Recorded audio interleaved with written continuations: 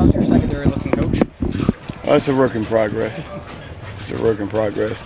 We're doing some good things. A lot of guys are getting some snaps and just kind of improving every day. That's kind of the goal. How comfortable are you now? Because you came in, you weren't here with these guys last year, getting to see them actually out here on the field. Just how comfortable are you what they need to work on? Man, I like to watch them compete. That's one thing they do. They compete. They come out here, work to get better every day.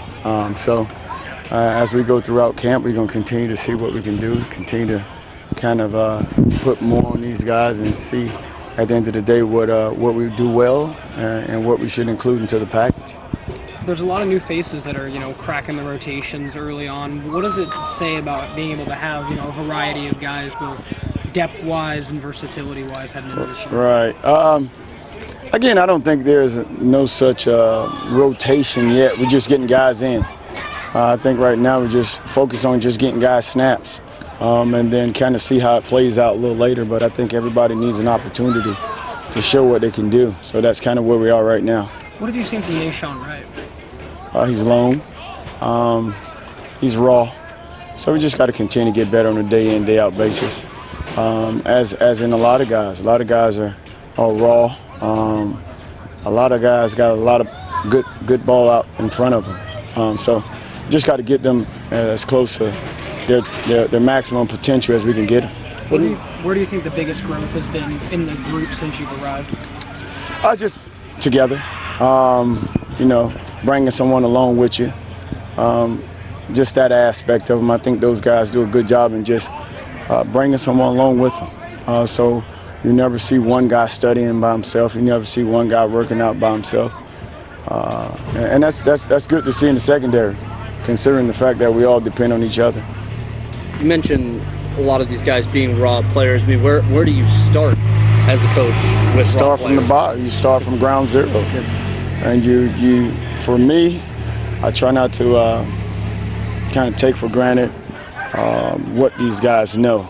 But if you just go ahead and kind of build it from ground root, hopefully you correct any issues that they may have, and you just kind of teach everybody at the same rate. Is there a certain spot with certain players maybe where you have to almost unteach some things or maybe correct some bad habits before you go back to zero? I don't worry about unteaching them. I just start everybody at ground zero. That way we see who's taking coaching, see who can handle coaching, and see who can kind of excel at what I'm asking them to do. So Isaiah mentioned that over the summer, I think it was maybe earlier in the spring even, where you sat down with each guy in your room and kind of set forward goals for them individually, what they wanted to accomplish this year. What is your kind of philosophy for each guy individually as far as I try to make it as custom as possible. Try to customize those guys' plan. Dunny has a lot of snaps, so just getting him better, getting Nahshon Wright better, getting J-Mo better. So each guy's different. Each guy brings a different strength, a different concern or reservation, something that they got to get better at. So we try to get those weaknesses as strong as we possibly can while maintaining our strengths and making them better. Is there a bit of a benefit to having a really good receiver core in Tyjon and Hodgins, some of those guys that you can at least gauge well against some of those? Well, you don't like it doing practice, but they beat you up pretty good. They force you to learn and get better, which is great. So. Thanks, Coach. Thanks, Coach. Appreciate it.